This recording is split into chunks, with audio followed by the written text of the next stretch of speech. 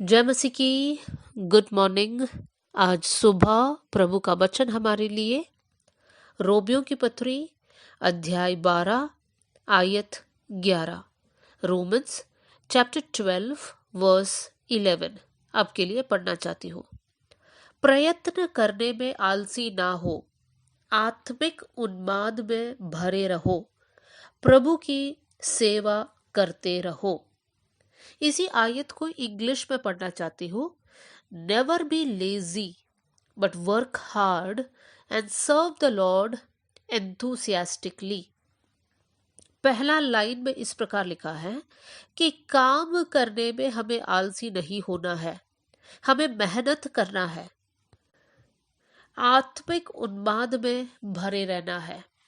वचन में बहुत सारी ऐसी आयत है जहां पर लिखा है कि हमें आलसी नहीं होना है। विशेष कर नीति वचन ऐसा किताब है जहां पर बार बार आलसी व्यक्ति के बारे में लिखा गया है।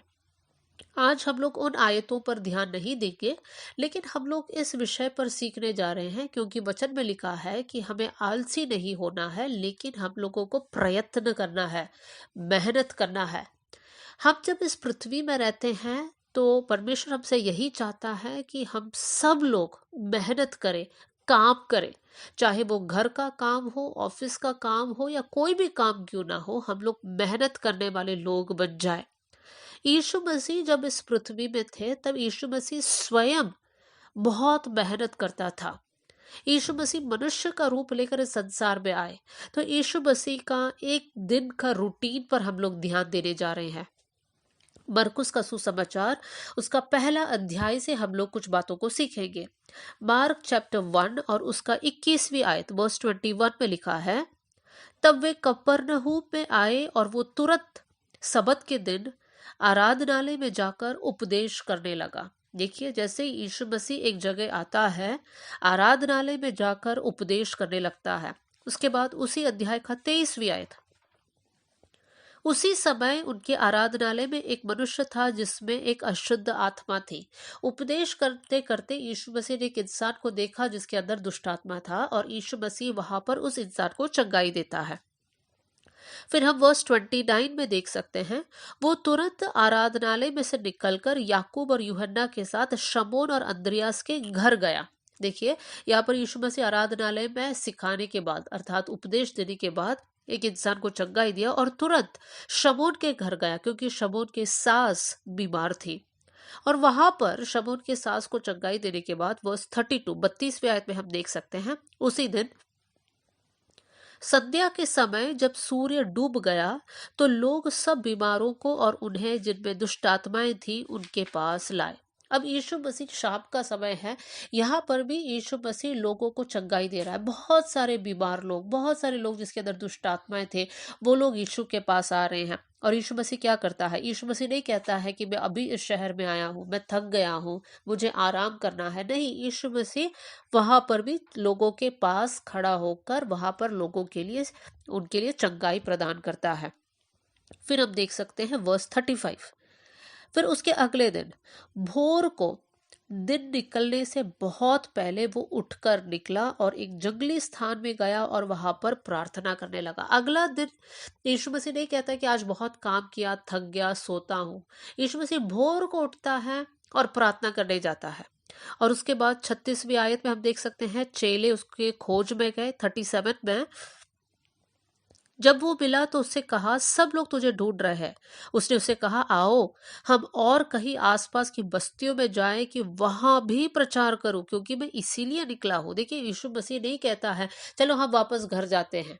यीशु मसीह कहता है कि मुझे और भी गांवों में जाना है, और भी प्रचार करना है, और भी लोगों की सेवा करना है। मेरे प्रियो, यीशु मसीह ने जो एग्जाम्पल हमारे लिए रख छोड़ा है, जो मिसाल हमारे लिए रख छोड़ा है, वो इतना हमारे लिए एक अच्छा मिसाल है कि हमें उसको फॉलो करना है। हमें भी मेहनत करना है, चाहे वो कोई भी एरिया क्यों ना हो, हमें मेहनती लोग बनना है। इतना ही नहीं, हम देख सकते हैं यीशु मसीह जब लोगों को अपनी सेवा के लिए चुनता है, मेहनती लोगों को चुनता है। उदाहरण के लिए कुछ कुछ एग्जाम्पल्स आपके सामने रखना चाहती हूँ। जब ये परमेश्वर ने मूसा से बात किया, मूसा को सेवकाई के लिए अलग किया, उस समय पर मूसा अपने ससुर के भेड़ बकरियों को चरा रहा था। जब दाऊद के ऊपर अभिषेक करने का समय आया, उस समय पर दाऊद जंगल में भेड़ बकरियों को चरा रहा था। दाऊद के पहले शाऊल के जीवन में भी हम देख सकते हैं।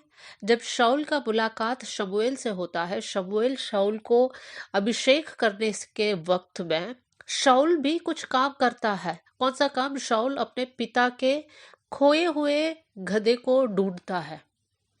हम देख सकते हैं आगे भी, जब एलीशा के ऊपर अभिषेक का समय आया, ये हम पहला राजा 19वां अध्याय और 19वीं आयत में पढ़ सकते हैं। उस समय पर एलीशा क्या करता है? एलीशा के बारे में लिखा है, वो 12 जोड़ी बैल अपने आगे किए हुए स्वयं 12वीं के साथ होकर हल जोत रहा था। मतलब यहाँ पर एलीशा बहुत मेहनत कर रहा है और उस समय पर परमेश्वर का अभिषेक एलीशा के ऊपर होता है।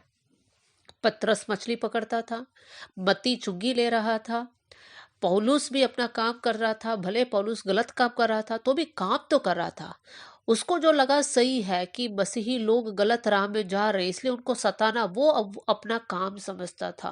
मेरे प्रियो, परमेश्वर अपनी सेवकाई के लिए मेहनती लोगों को चुनता है।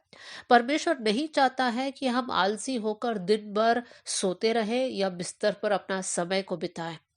हर वक्त ये देखा जाता है कि जब एक इंसान आलसी है, वो काम नहीं करता है, उस समय पर उसके दिमाग में शैतान अलग अलग बातों को डालता है, जिसके कारण वो पाप में फंस जाता है। अपने सोच विचार के द्वारा वो पाप कर बैठता है। लेकिन जब एक इंसान मेहनत करता है, उस समय उसका पूरा ध्यान काम पे होता है और वो पाप में नहीं गिरता है। तो मेरे प्रियो, आज जो वचन हमने पढ़ा, उसको एक और बार मैं आपके सामने रखना चाहती हूँ। यहाँ पर लिखा है कि काम करने में हमें आलसी नहीं होना है, प्रयत्न करने में आलसी नहीं होना है, लेकिन हम लोगों को मेहनती लोग बनना है। मेरे प्रियो, ये हमारी प्रार्थना होने पाए। आइए हम लोग दुआ करें। स्वर्गीय पिता, आज का वचन के लिए मैं धन्यवाद करती हूँ। वचन सुनने वाले हर एक भाई बहन के लिए मैं प्रार्थना करती हूँ प्रभु जी, हमारे जीवन में हर प्रकार के आलसीपन निकल जाए प्रभु जी। हम लोग मेहनत करने वाले लोग बन जाए प्रभु जी। हमारी पढ़ाई में, हमारी नौकरी के क्षेत्र में, हमारे घर में, जो जो रिश्तों में हम लोग परमेश्वर पिता है, सब एरियाज में हम लोग मेहनत करें कर कर मैं प्रार्थना करती हूँ। सेवा करने वाले हम भी प्रभु मेहनती लोग बन जाए कर कर मैं प्रार्थना करती हूँ। परमेश्वर पिता, ऐसा स्वभाव हमारे अंदर आने पाए परमेश्वर पिता। हर एक प्रकार की आलसीपन निकल जाए परमेश्वर। हम आपसे प्रेम कर कर प्रभु जी, आपकी महिमा हमारे कामों के द्वारा होने पाए। आपने हमारी प्रार्थना सुन ली, इसलिए धन्यवाद। आदर और महिमा आपको देते हुए यीशु के नाम से हम मांगते हैं, आमेन। God bless you all. जय मसीह की।